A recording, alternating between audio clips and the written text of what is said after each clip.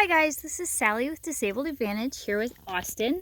Today is Color the World Orange Day, so we are both decked out in orange, and I have a consult tonight, so Disabled Advantage gear. We're about to start walk 14, and today we're going to be talking about my experience with CRPS. I know it's a story some of you have heard before, but it never hurts to keep sharing it because we always get new people. So let's go on a walk. Help. Good boy. We're also being attacked voraciously by all of the fake ladybugs today. They're not, I don't know exactly what they are. They're not genuine ladybugs though. But they are everywhere. They're all over the house. They're all over him. They're all over me. This is crazy. Let's go. Luckily, ladybugs don't really, whatever these are, they don't bite us. But they keep, hitting. Thanks, buddy. They keep hitting me in the neck or on my arm or hitting him in the face. And for him, it's just annoying, and for me, it's, it adds to the adrenaline, because every time I feel something on me crawling, it makes me want to start and slap it away, and then I'm just hitting myself. So, this is fun. Not exactly sure what's going on with this, and I'm pretty sure I'm going to keep finding fake ladybugs in my hair after this walk, which is a new one. This isn't exactly a new experience. I'm used to them being all over the house. I'm just not used to them being all over us. So that's less ideal. But anyways. Okay, so this past weekend, or not this past weekend. What day is it? I'm sorry. This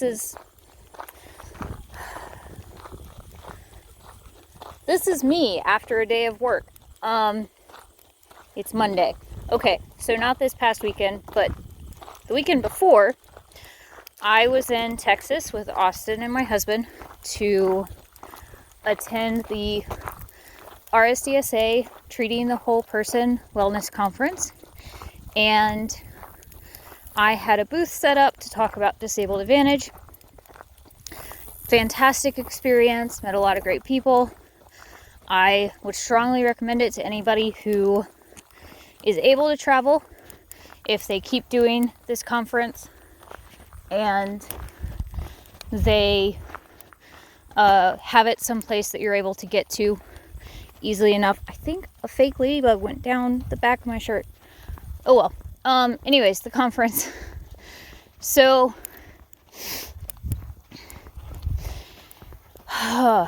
I recommend it to anybody who is wanting to learn about CRPS, wants to talk to people who have CRPS, and wants to talk to people who are like in person. I know a lot of us have support networks all across the country, some of us all across the world, but there is something different about being able to spend time with someone in person and have that different kind of connection, and making new friends. And if you're a professional like myself, it was a great opportunity to make connections with other professionals while also making new friends and talking about my business, reaching more people, reaching the exact people I built this business to help. So it was a great experience. It was really worth the drive. Small downside, it was a very quick turnaround. So 12 days not 12 days, 12 hours in the truck, and then an event, and then a 10-hour work day for the conference, and then 12 hours in the truck again. And the result is that for all of last week, I basically could not walk. My legs were in immense pain, and I could not, my muscles just didn't want to show up to work. And I had to hold on to my husband to walk through the house. I had a phenomenon we call baby deer legs, which go find a video of what really young, freshly born baby deer look like when they try to stand up. And that's what I was like for the last week. Muscle fatigue and a lot of pain in my leg bones.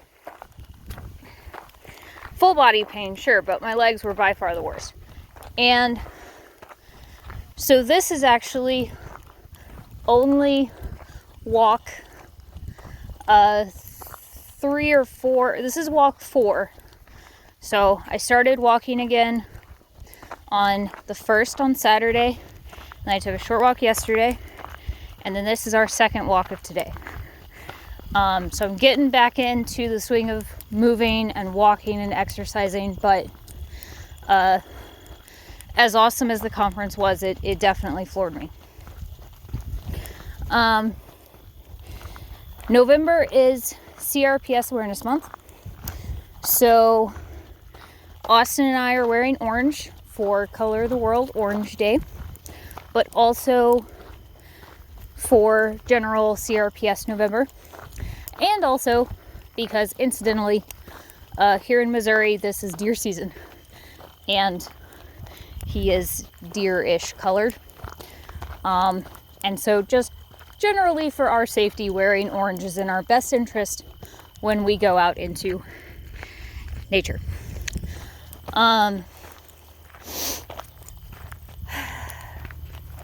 He's not in a command. We're just doing a free loose leash sniff walk right now. I don't need assistance, and that may change on this walk. We'll see. In November, for the last 10 years, I've been trying to do something to contribute to the awareness of CRPS. And now that my entire job is CRPS, I kind of do it year round. But I do try to make special effort to put out extra things in November. And I've written several blog posts about how service dogs can help with CRPS.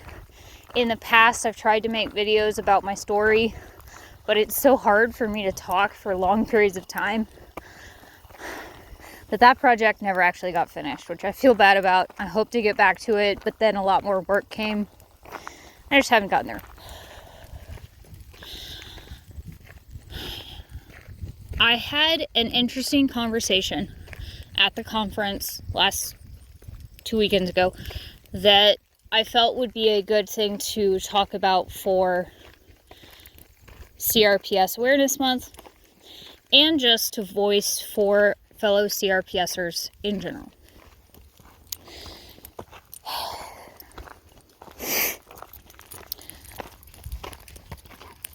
I understand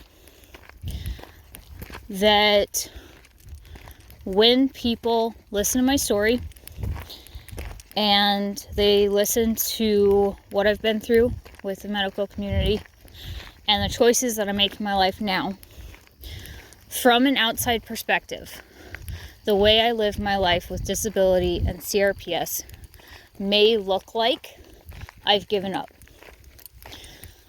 But now that I've had some time to think about it, my argument to anybody who thinks I've given up is, 1, you're not looking hard enough, or 2, you're looking at the wrong thing. Because this is not the life of someone who's given up, quite frankly.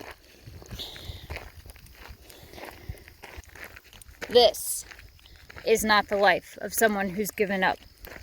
Someone who has built a business to help others like themselves is not someone who's given up. But the way I manage my life with CRPS may look incredibly different to how someone else's ideal of what it should look like may be. I have hope for my life with CRPS, But my hope looks different than your hope. It looks different than someone else's hope. It looks different from the way a doctor perceives hope. My hope is trotting in front of me down the road, and future iterations of him to come. I have had CRPS for 15 years. And in those 15 years, I've seen over 30 doctors. I think the count now is up to 35. I've seen neurologists. I've seen orthopedic specialists. I've seen rheumatologists. I've seen hand specialists. I've seen spine specialists. I've seen countless physical therapists. I've done traditional massage therapy. I've done therapeutic massage. I've done acupuncture. I've seen chiropractors. I've done TINS unit.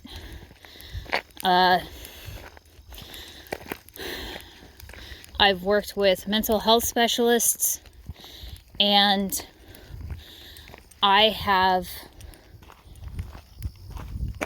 car coming. Austin, heel. Good. Heel. Good boy.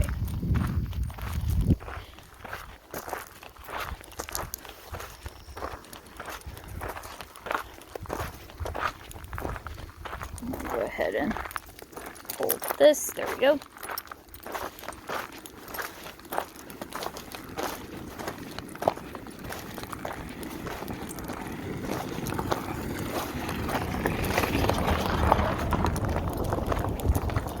The gravel was just a little thicker there. It made it a little harder for me to walk. Austin, release. Good boy. I got diagnosed within my first year of developing CRPS. I developed CRPS first in my right wrist and right shoulder during a horse riding accident. I got my arm twisted too far behind my back doing a one-rein stop maneuver on a horse that was bolting. I did the maneuver, one, incorrectly, and I had too much rein, and two, the horse was incredibly strong, and my instructor knew this and kept me on this horse anyways. But I was in college. I was 18, and I didn't have a doctor. I was an out-of-state student, and so the best they could really do for me was he hears animals, so he keeps stopping. The best they could do for me was send me to the campus nurse, who didn't know anything and wasn't experienced enough with stuff to know what to tell me to do. And so she said, I think it's minor nerve damage that'll go away in 4 to 6 weeks. Here's an ice pack, which, if you guys are seasoned CRPSers or freshly learning about this, ice is bad. Do not put ice on it. But I put a lot of ice on it for 4 to 6 weeks, and it was not minor nerve damage. A year later, or within a year, I had had several x-rays, several MRIs done, and the pain was getting worse. It was spreading up my neck and into my ribs. Put more ice on, kept shooting photography, kept riding horses for as long as I could, until my position was changing so badly that I was altering the way my horse was moving. That was devastating to hear. So I stopped riding, kept shooting baseball photography and other sports on campus to be able to maintain my scholarships. But, that was obvious strain on my right arm. Saw a top neurologist in North Carolina in the summer of 2011. And by this point, my arm would go paralyzed for hours on end, bluish purple, swell up and kind of turn yellow. It was weird. And most people didn't believe me. I had a select few who I think went on honor or faith. But, it was really hard to prove to people that something was wrong with me. I knew I was not just injured, but we called it an injury for 4 years. So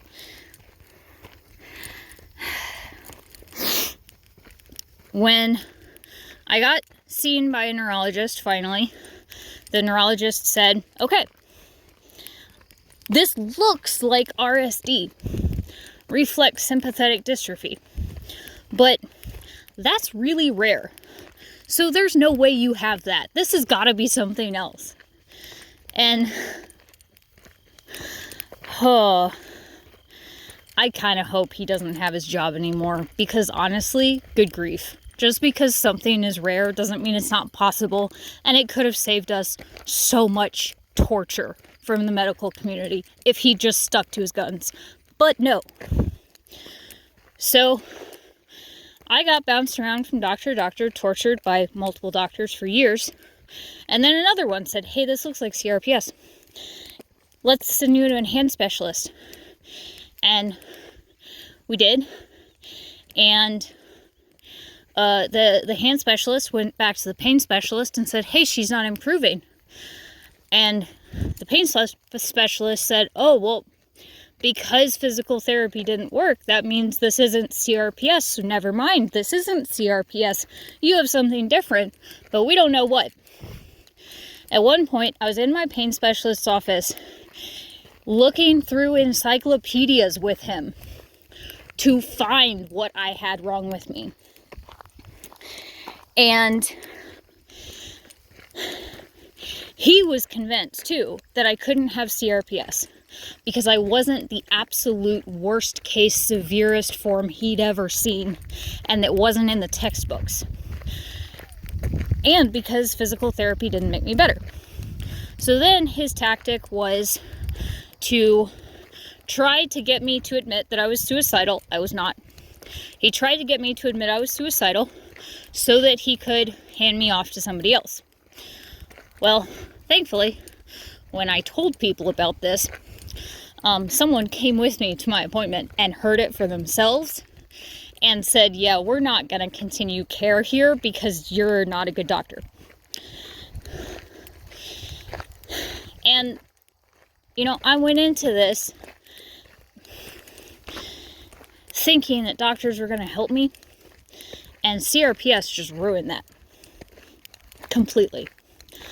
I want to be able to collaborate with doctors from a professional standpoint with Disabled Advantage, but I have a very hard time trusting and feeling safe around doctors, especially ones who say they're experts with CRPS, because I've had so many experts with CRPS put me in serious harm because of their belief systems being outdated or not based on someone with my fun bag of crap. Because I don't just have CRPS. I have CRPS hot and cold, type 1 and type 2, full body, mixed in with 3X chromosomes that cause some hypermobility, loose muscles, loose tendons, loose connective tissue, trouble building muscle, trouble maintaining muscle tone, and other stuff that is unknown. TMJ, very severe. My jaw dislocates. It's awesome. And very likely trigeminal neuralgia that we're not going to get diagnosed formally because it would be another round of exclusionary tests like I did for CRPS. I finally got diagnosed with CRPS after 5 years, for sure, from a neurologist I wasn't even supposed to see because he and some other neurologists were in the break room, and the neurologist I was supposed to see was making fun of me in the break room. And so this other guy, who we didn't ask to see, said, hey, you know what? Let me take the crazy lady from you.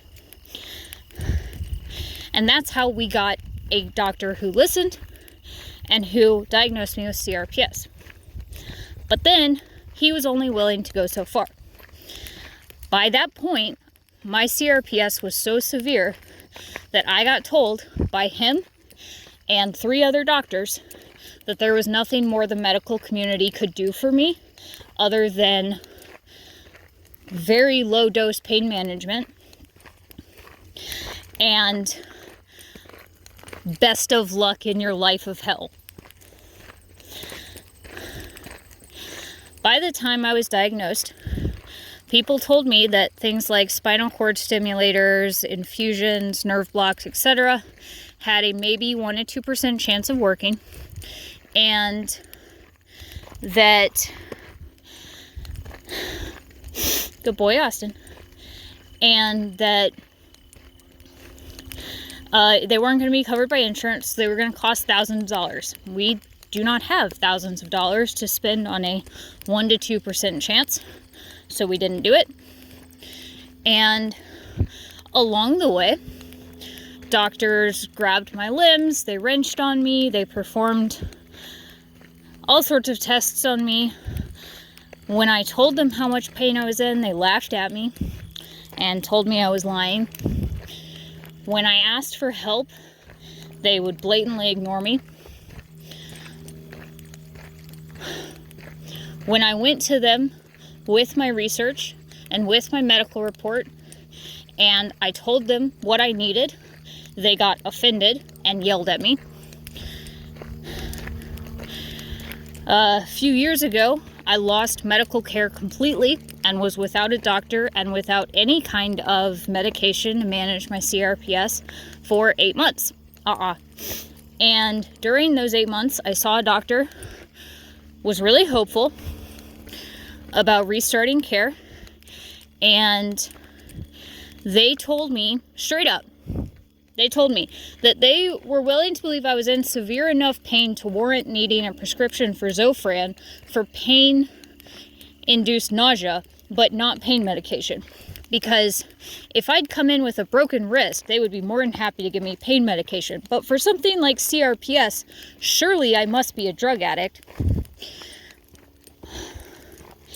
And that I would need to redo 7 years of medical tests to get re-diagnosed by them with CRPS before they would consider talking to me about CRPS management. Which I said no to, because 1, money, 2, torture, 3, time, no. Finally got back to my original doctor. She's a general practitioner, wonderful person, but she wasn't really trained for this. Austin front, and she does her best. My CRPS is managed by her, Austin, good boy, a therapeutic massage therapist. Occasionally I see a woman who does counter strain, which is helpful as well. You should look that up if you've never heard of it. But as far as my pain goes, the one making the most difference is Austin. None of the nerve medications work on me. I've tried all of them. They don't work on me. Or they cause severe side effects that make life unbearable. And I've tried taking pain medication around the clock. I do not like it. It takes away my quality of life. And so, yeah, I live in severe pain all the time with low-dose medication management and the assistance of a service dog, massage therapy, and my own physical therapy program. To some people, it may look like I gave up. But to me and my family and the people who are looking at the right thing, I fought hard for ethical treatment. I fought hard for a diagnosis. I fought hard to try as much as I could for as long as we could afford it. And then I said, okay.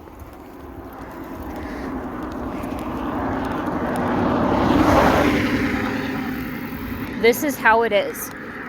What can I do with what I've got? And when I asked myself that, we landed on training a service dog for me. And the process of training my own service dog gave me my life back. I got my strength back. I got my mobility back. Not all the way, but better than it was. My symptoms calmed down. And I was able to carve out a stable life for myself. To some people, yes, that looks like giving up. But it's not. So this November and every month that follows, if in your life you encounter someone who accuses you or questions your choices with your CRPS without staying around to listen to the entire story and all of the things that you've tried, and even then, if they know the full story, but they come to their own conclusion that you've given up, but you know that you fought for where you are, and you're proud of yourself for the life that you've carved out for yourself with this disease, that's what matters. What looks like giving up and what looks like hope is always going to look different to different people. What matters is your perspective.